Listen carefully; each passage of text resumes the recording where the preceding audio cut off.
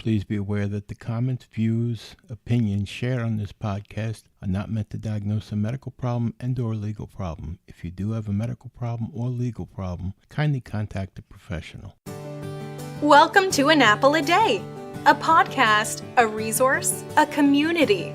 Share your experiences and learn from others as we overcome barriers and learn to live a happy, healthy life with a disability. Welcome to the community. Here's your host, Jimmy Apple.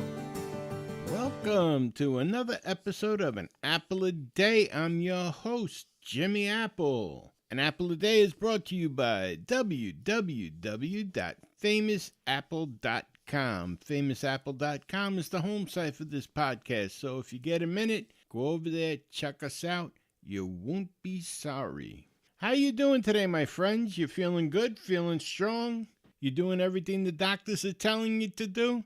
You going to the therapist? You doing your exercises? Excellent. That's what you're supposed to do, right?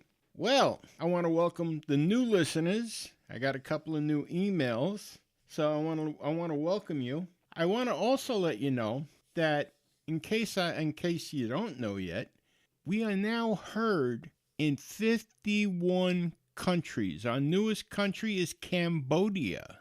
That's right. We're heard in 51 countries. This is great. I want to welcome everyone to An Apple a Day.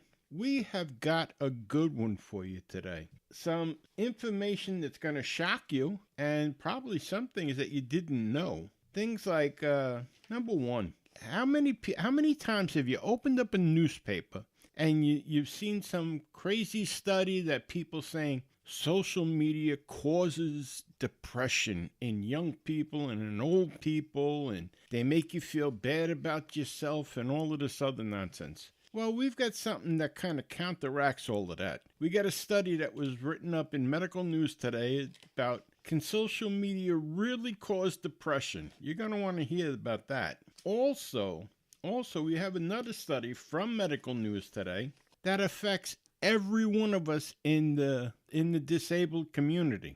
What is acute stress disorder? Acute stress disorder is a mental health condition that can occur immediately after a traumatic event. Well, how else are we here? We're disabled 9 times out of 10 because of a traumatic event. So that's something that's interesting too.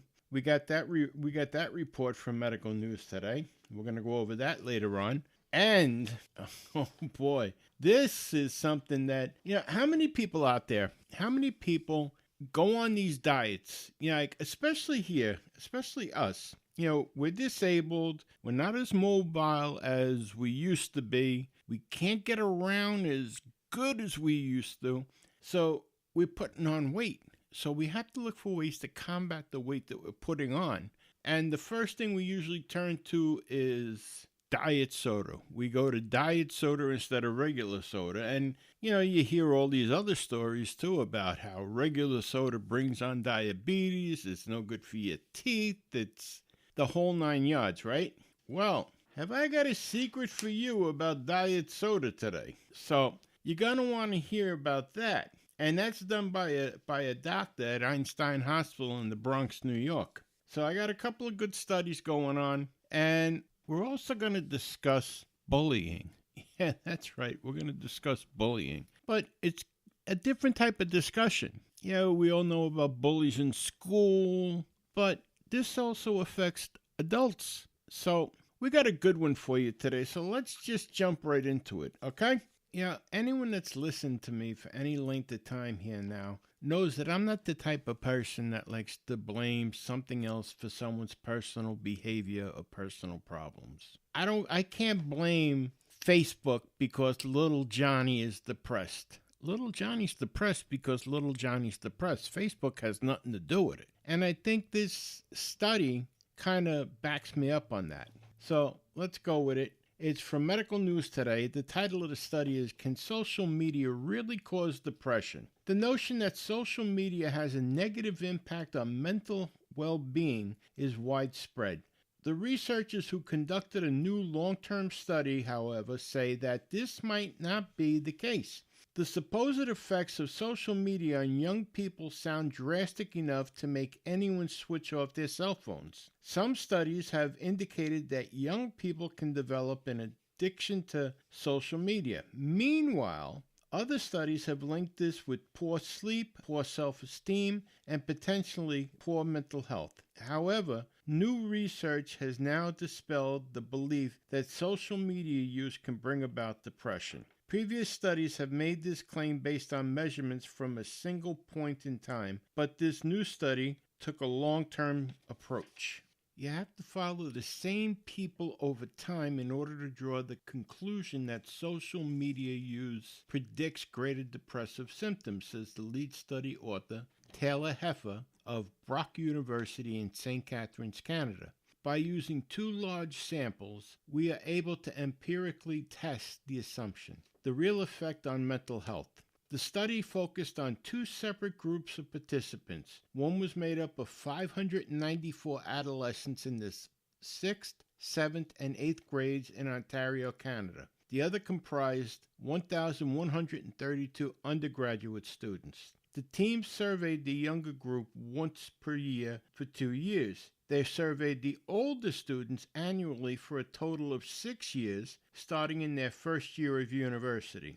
The questions focused on how much time they spent on social media on weekdays and weekends, as well as how much time they spent on activities such as watching TV, exercising, and doing homework. They also took a look at symptoms of depression. For the undergraduate students, they measured such symptoms as using the Center of Epidemiological Studies Depression Scale. They used a similar but more age-appropriate version for the younger participants. Next, the researchers analyzed the data, separating it into age and sex. The findings, which now appear in the Journal of Clinical Psychological Science, revealed that social media use did not lead to depressive symptoms later on. This held true in both groups of participants. The scientists also found that in adolescent females, higher depression symptoms predicted later social media use.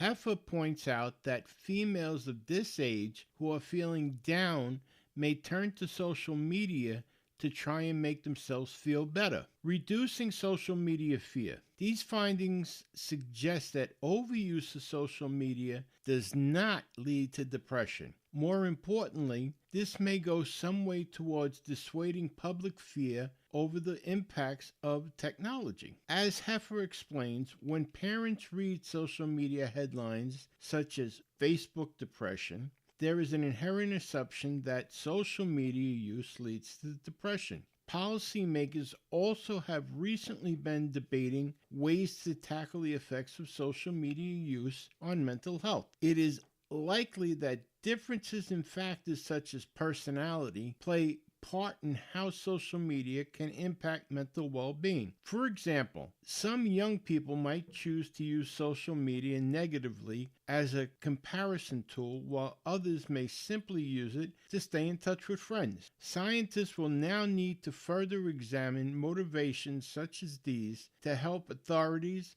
medical experts, and parents figure out best path forward. So there you have it. Yeah, and it's something I've been saying right along. Certain things, most things, don't create the problem. The problem already exists inside the person. Facebook, Twitter, all the rest of them, they're safe. It's the person themselves. So let's stop taking away personal responsibility and blaming it on something that's just there. You know, it's the person themselves that have the problem, not the object. Okay, let's move on. Let's get on to acute stress disorder. What is acute stress disorder? Acute stress disorder is a mental health condition that can occur immediately after a traumatic event. It can cause a range of psychological symptoms, and without recognition or treatment, it can lead to post-traumatic stress disorder.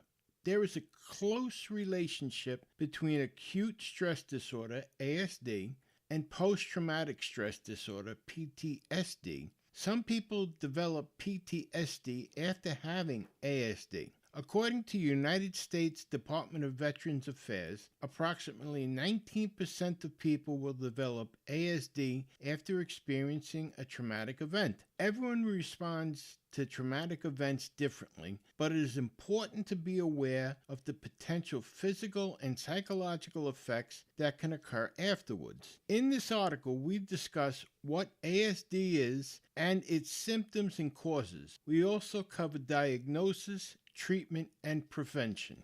What is ASD? ASD is a relatively new psychological diagnosis. The American Psychiatric Association first introduced it to the 4th edition of Diagnostic and Statistical Manual of Mental Health Disorders in 1994. Although it shares many of the same symptoms as PTSD, ASD is a distinct diagnosis. A person with ASD experiences psychological distress immediately following a traumatic event. Unlike PTSD, ASD is a temporary condition, and symptoms typically persist for at least 3 to 30 days after the traumatic event. If a person experiences symptoms for longer than a month, a doctor will usually assess them for PTSD. Symptoms. People who have ASD experiences symptoms similar to those of PTSD and other stress disorders. ASD symptoms fall under 5 broad categories. Number 1, intrusion symptoms. These occur when a person is unable to stop revisiting a traumatic event through flashbacks,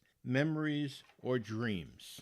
Number 2, negative mood. A person may experience negative thoughts, sadness, and low mood. Number 3, dissociative symptoms. These can include an altered sense of reality, a lack of awareness of the surroundings, and an inability to remember parts of the traumatic event. Number 4, avoidance symptoms. People with these symptoms purposely avoid thoughts, feelings, people, or places that they associate with the traumatic event. Number 5, arousal symptoms. These can include insomnia and other sleep disturbances, difficulty concentrating, and irritability, or aggression, which can be either verbal or physical. The person can also feel tense or on guard and become startled very easily. People with ASD may develop additional mental health disorders such as anxiety or depression.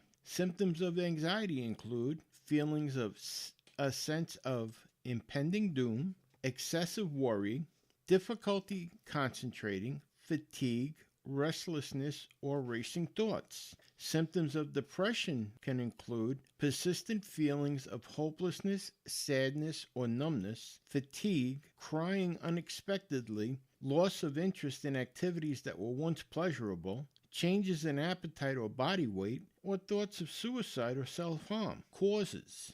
People can develop ASD after experiencing one or more traumatic events. A traumatic event can cause significant physical, emotional, or psychological harm. Among others, possible traumatic events can include a life-changing physical accident, the death of a loved one, the threat of death or serious injury, natural disasters, motor vehicle accidents, sexual assault, rape, or domestic abuse, receiving a terminal diagnosis, surviving a traumatic brain injury. Risk factors. A person can develop ASD at any point in their life. However, some people may have a higher risk of developing this condition. Factors that can increase an individual's risk of developing ASD include previously experiencing, witnessing, or having knowledge of a traumatic event, a history of other mental health disorders, a history of dissociative reactions to past traumatic events, being under 40 years old, and being female. The diagnosis. A doctor or mental health professional can diagnose ASD. They will ask questions about the traumatic event and the person's symptoms. A healthcare professional will usually diagnose ASD if a person develops 9 or more ASD symptoms within 1 month of the traumatic event. Symptoms that appear after this time frame or persist longer than 1 month may indicate PTSD. To diagnose ASD, a healthcare professional will also rule out other possible causes such as other psychiatric disorders, substance abuse, or underlying medical conditions. Treatment. A healthcare professional will work closely with a person to develop a treatment plan that meets with their individual needs. Treatment for ASD focuses on reducing symptoms, improving coping mechanisms, and preventing PTSD. Treatment options for ASD may include cognitive behavioral therapy or CBT. Doctors usually recommend CBT as the first-line treatment for people with ASD. CBT involves working with trained mental health professionals to develop effective coping strategies. Mindfulness. Mindfulness based on interventions teach techniques for managing stress and anxiety.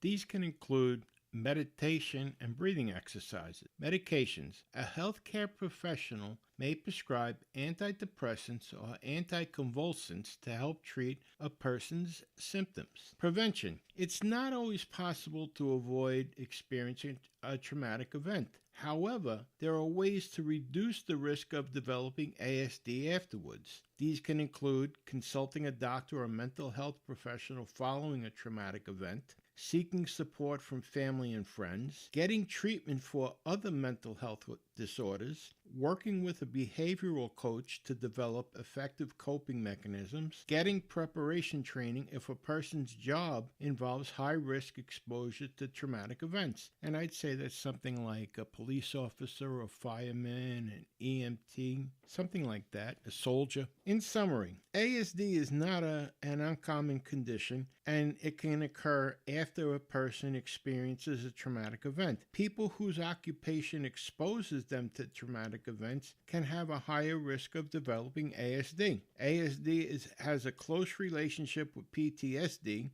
shares many of the same symptoms. However, ASD is a short-term condition that typically resolves within a month, whereas PTSD is a chronic condition.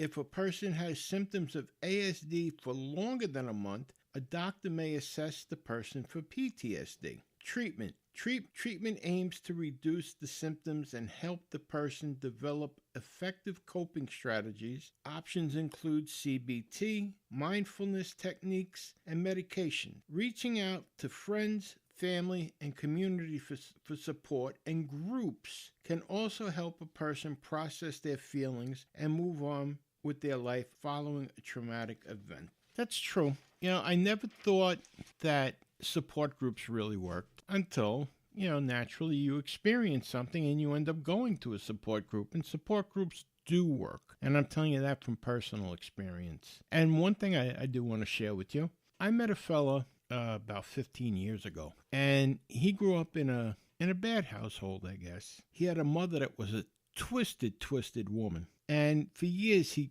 kept it buried inside of him until something happened to him in his 40s. And he just snapped. He snapped, and he ended up, luckily, going to a hospital. And they put him into therapy and everything. And it turned out that he was suffering from PTSD, from having this horrific childhood with this horrific mother. So, don't rule out going to a doctor. If you're not feeling right, don't let people stigmatize mental health. Okay? If you have a cold, you go to the doctor. If you have cancer, you go to the doctor. If you have problems, don't let that stop you from going to a doctor. All right? That was really a good report from Medical News Today. I found that very interesting. And again, don't be afraid to go to the doctor. Mental health is very important. It's very important. And it doesn't mean you're weak. Actually, it means you're strong if you seek out help. All right? Listen, we're going to take a bit of a break here. And on the other side, we're going to discuss this diet soda. And we're also going to discuss bullying. So stick around, and I'll see you on the other side. Be right back. An Apple a Day is brought to you by www.famousapple.com. FamousApple.com is the home site for this podcast, and there you're going to find connections to our Facebook page, our Twitter page. You're going to find connections to our private chat board, our private chat rooms. You're also going to find that we're sponsored now by As Seen on TV, and there's a lot of products displayed on the page for you to check out. So you get a minute, go over there, check out www.famousapple.com. Tell your friends about us. But don't go until we finish the conversation. Let's get back to it. And we're back. That wasn't too bad. All right. Now, this next article. This is an article. It came out of the Sun. It was published by Dr. Yasmin Romani. He's from Albert Einstein College of Medicine in the Bronx, New York. And he's talking about diet soda. Now, how many people go on a diet and the first thing they do is they knock out regular soda? It's the funniest thing. In my family, my mother used to go on a diet every week. Every week when we were growing up. She'd quit regular Pepsi and start drinking Diet Pepsi. She'd still order a whole pizza, but I guess she thought that drinking Diet Pepsi would counteract the pizza. But that always seems to be the way it is. People always start out their diet by going to diet soda and salad, and it never works. But now there's a study done by Dr. Romani of Einstein College in the Bronx, and this is pretty shocking, actually. I want to read it to you. The title of this article from the Sun is "Drinking Diet Coke Every Day Increases Your Risk of Dying Young," experts have warned. 2 or more artificially sweetened drinks a day ups the risk of stroke by a quarter and heart disease by a third, the findings show. Drinking just 2 diet drinks a day increases the risk of stroke by a quarter and heart disease by a third. And compared with people who never touch them,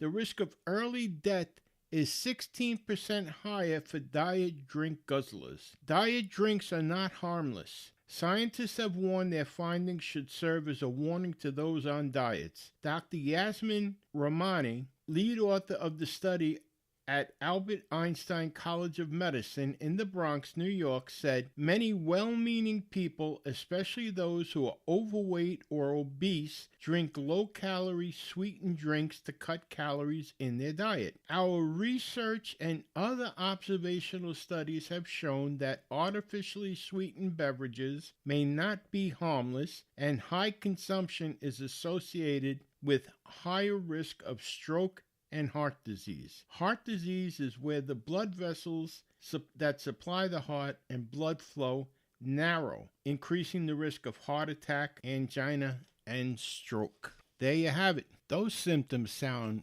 eerily similar to what cigarettes do to your arteries and your veins. Because every time you take a drag off a cigarette, it makes your arteries and your veins constrict and narrow. And getting back to something else, now they want to legalize pot. And I'm sure that's going to do the same thing every time you take a toke off a joint. But that's another story. But, the thing that people don't realize, too, is some of these sugar substitutes that they put into these diet sodas and diet drinks, they're no good for you. There's one that actually causes cancer. And others, they affect your diabetes. If you're a diabetic, diet soda is no good for you. So it's something to look at. It's something to keep in mind. It's something to think about. The best diet drink for you is water, believe it or not.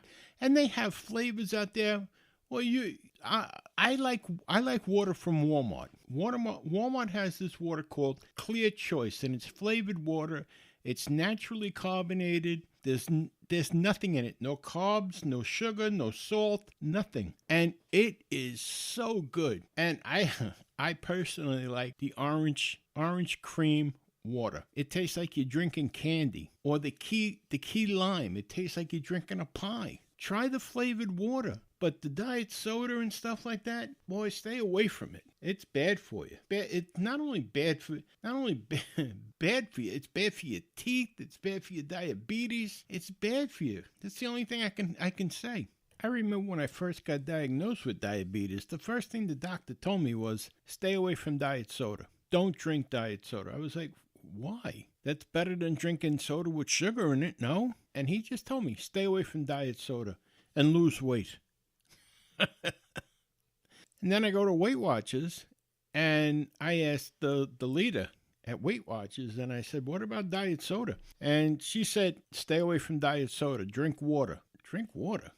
I wasn't used to drinking water at that point. But you know what? I noticed right along now, ever since, any diet that you go on, they all say drink water. None of them say drink diet soda. So I guess this article must be right. And I'm going to put it this way. He's the doctor, so I'm going to take his words as fact. So anyhow, let's move on here.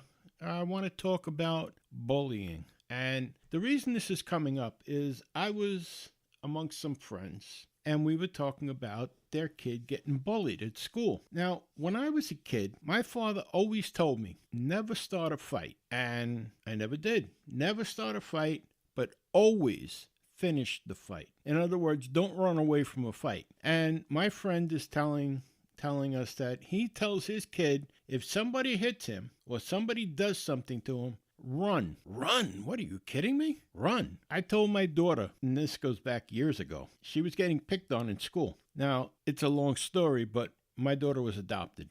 We adopted her. And she was getting picked on, and she came home one day and she was crying. And I said, well, what happened? And she was telling me what happened. And I said, well, why are you taking that? And she says, well, what am I supposed to do? I said, you're supposed to knock her on her ass. And she says, well, I can do that? I said, look, I'm not telling you to start a fight. I'm not telling you to fight with anyone. I'm just telling you to stand up for yourself. Don't stand there and be a punching bag for anyone. If a teacher's nearby, tell the teacher. If the teacher's not nearby, I said, don't ever back down from a bully. And, well, she took that to heart. It was about a week later, I get a call from the police station that I have to go up to the school and pick up my daughter. She's in the principal's office. When I get up there, they have my daughter and they have this other girl. And what had happened was the other girl threw a container of milk or something at my daughter. My daughter got up and she went across the table in the lunchroom and knocked the crap out of this kid. And I said, and the problem is, what's the problem here? And they said, well, she hit the other girl. I said, no way. I said, if the girl hit her first, she just defended herself. They didn't want to hear that. Zero tolerance, they told me. And there was a cop there. Handed me a ticket, handed the other kid's parents a ticket. We had to go to court. They ended up issuing me a ticket they issued me a fine, I should say, for $400 because my daughter defended herself, which I think is nonsense. But Judge asked me, he says, what would you do if your daughter came home and asked you and told you about this again? I said, I would tell her to do the same thing again. And he said to me, he says, if something like this happens again, he says, I'm warning you, I'm going to report you to Children and Youth. Since when is it wrong to stick up for yourself? I'm sorry. I don't want my kids running away from anything because what happens is you teach them to run away now. When they're young, they're going to run away for the rest of their life. That's the way I see it. I want my kids to stand up for themselves when they're young. I see it now where people think it's, bullies, when they see that you're running away from them, you're going to go call the teacher. What's going to happen? The teacher's going to come over and tell the bully, stop picking on so-and-so. And what does that do? That makes the bully, that gives him like a badge of honor. He picked on them, he got away with it. Your kid went and got help from the teacher,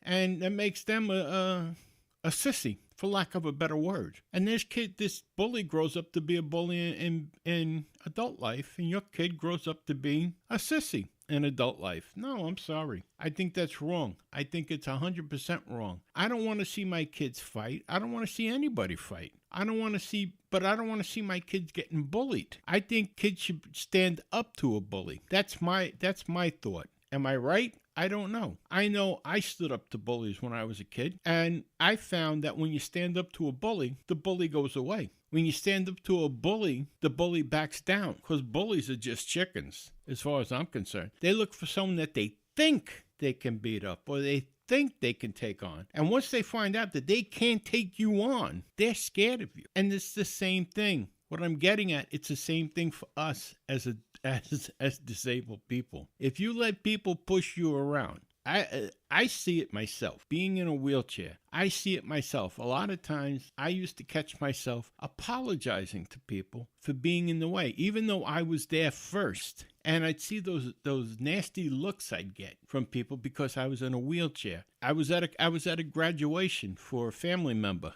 and the looks I got from people because I dared go there in a wheelchair. And I felt bad. I kept on apologizing. Oh, I'm sorry. Let me get out of your way. Oh, I'm sorry. You know what? I should have punched him in the throat. I deserve to be there just as much as you do. Or the people that when you go to certain activities, they say, oh, you wait over here, and they let all these people that can walk go ahead of you. Whether you believe it or not, that's a form of bullying. Why should you let them go ahead of me when I got there before them? Or someone that goes onto an airplane. I had this happen to me too. Before I was in a wheelchair, when I could still walk, I was getting on a plane. I had a cane, and I picked my seat. I picked a seat on the wing because it had a little bit more leg room, and I could stretch my leg out. When I got to the plane, and I showed the stewardess my ticket, they switched my seat. I said, no. I said, I have a wing seat. No, I can't put you there. What do you mean you can't put me there? Nope, because God forbid the plane goes down or there's an emergency, you can't react fast enough. How do you know I can't react fast enough? Let me tell you something. If I'm up in the air and the plane is falling, I become Superman. I'll fly out of that plane. But they were refusing to let me have the seat that I had secured. And it ended up I couldn't have it. And I didn't want to make a big scene, which was stupid. I should have. And I ended up in this cramped seat. And what it was I had surgery on my knee a short time before that. And I ended up in this cramped seat, and I had my foot out in the aisle then. And every time they came down the aisle, they were like, oh, you have to put your foot underneath the seat in front of you. It was the most uncomfortable flight I had ever been on. But again, that was a form of bullying. I had the seat, I reserved the seat, and they're going to tell me that by looking at me, they don't think I could react quick enough. Who are they to say that? Don't give in to bullies. That's the whole point of this. Don't make your kids give in to bullies. Make your kids stand up to them. I'm not saying tell them to get a bat and hit them in the head, but stand up to bullies. Stand up to them. Don't let them threaten you. Muster up the courage. Stand up to them. If they don't, if it turns into something physical, then it turns into something physical. You know, be prepared. You might get hurt. You probably won't. Because if you stand up to a bully, 9 times out of 10, the bully backs down. Well, I want to thank you for stopping by today. I really appreciate it. And I'll be talking to you again next Tuesday or Wednesday. But before you go, I want to remind you, no matter what, things can always be worse. Right now, there's somebody striving, trying, wishing they were in your position. Remember that. Things can always be worse. Okay, my friends, have a great weekend. Enjoy yourself, enjoy the weather, enjoy each other. And I'll talk to you next week. You've been listening to An Apple a Day. My name is Jimmy Apple. I'll see you next week. Thanks for listening to An Apple a Day with Jimmy Apple, your gateway to a happy, healthy life. Join our community at www.famousapple.com. See you next time.